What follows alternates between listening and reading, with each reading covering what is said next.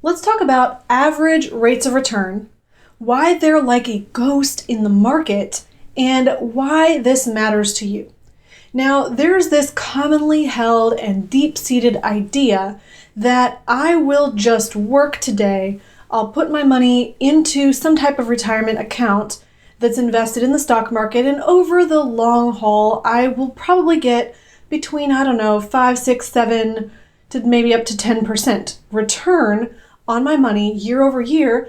And then when I get to retirement, whenever that may be, then I will have this big pile of money. Then I'll be able to live off the interest, preserve that principal, and the money will last me until I die. The problem is there's so many flaws in this reasoning.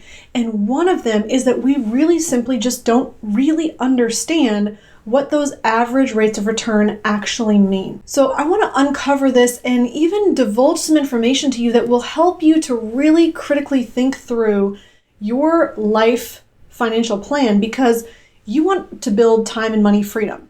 You want to be in a position where you don't have to worry about money, where there's more than enough and you don't have to feel limited and constrained. Now, when we live our lives according to that status quo way that the financial world should technically work, often what we're basing our ideas on are average rates of return that are projected by the companies and the market and the funds that are showing what their average historical returns have been. But there's a lot of things that you need to think through and read between the lines, because frankly, we look at these numbers and then when we calculate where we should be, our experience doesn't usually line up with that expectation. And so we wonder, where's the disconnect? Where am I not getting something? If I get a 6% return every year, here's where I should end up, but here's where I actually am. So what happened?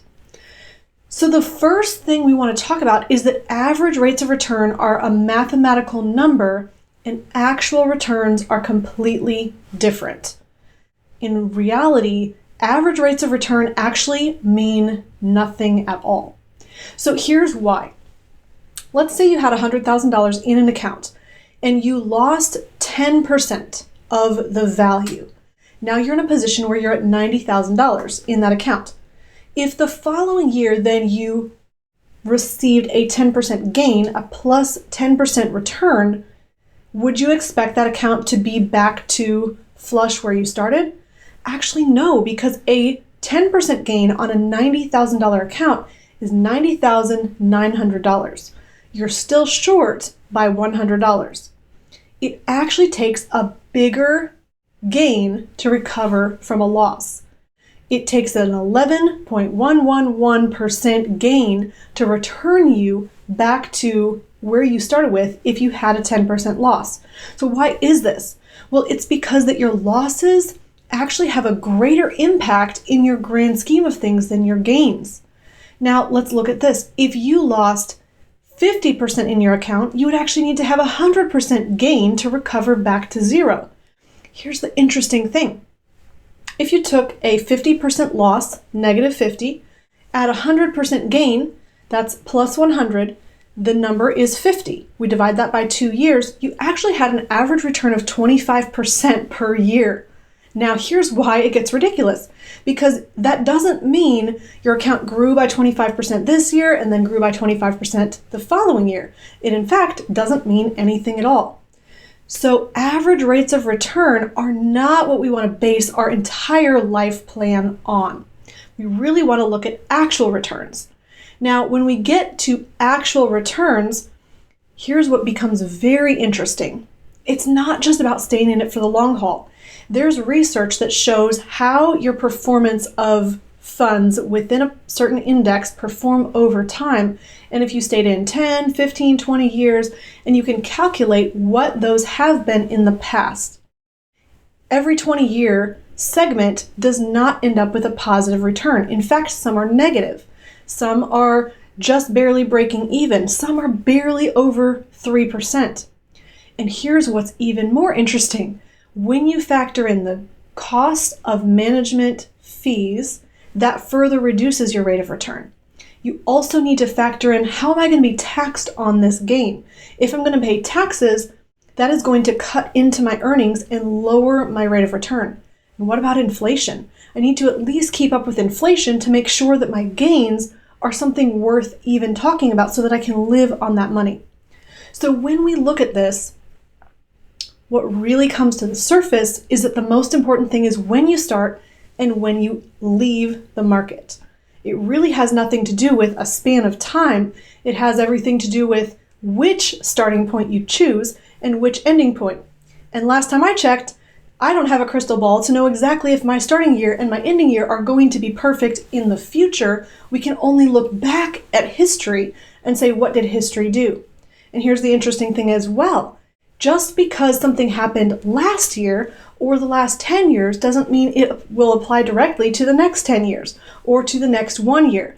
History does not dictate the future. The future could be completely different from what we had in the past. So where does this leave us? In a ball of confusion?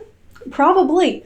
But here's what you can do to take control of your financial destiny and really get behind the reins and direct the course of where you're going, and know that you're going to be able to approach that with confidence and certainty.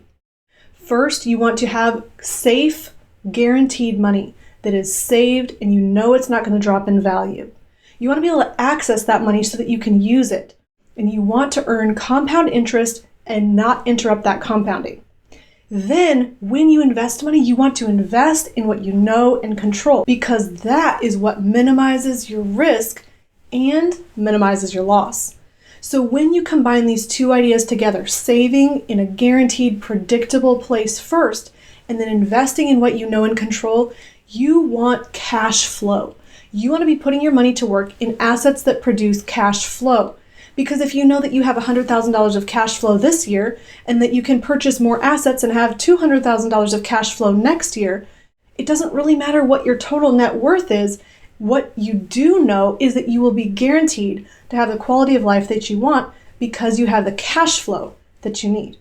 So I hope this is a paradigm shift for you, but also maybe it helps you realize why you've had some of that incongruence or confusion about what the market is doing and how you can direct your financial future. You can get more information about privatized banking, a specific way that we help you to save in predictable, guaranteed places, and then be able to invest in what you know and control. And that is one of the keys to helping you build time and money freedom. Hey, I hope you liked this video.